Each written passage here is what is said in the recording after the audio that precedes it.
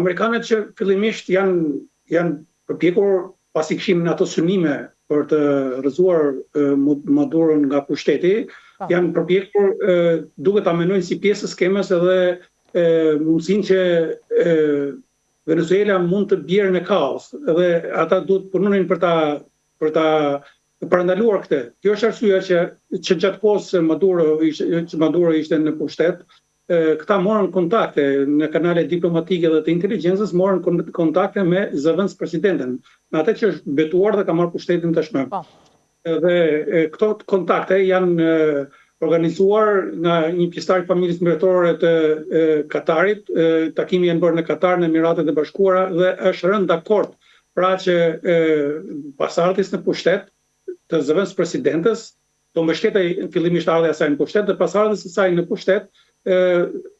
mendoj që mund të parandalojë rënien në kaos.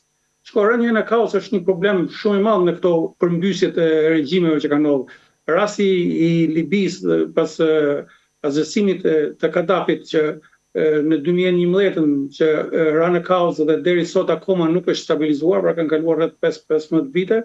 i bëri amerikanë që të mendonin sepse rënja në kaos e Venezuelës mund të shkaktonte probleme shumë të mëdha Amerikës dhe fqinjeve atje, dhe mund të destabilizonte të tërë Amerikën qendrore dhe një pjesë të Amerikës Latine. Pra,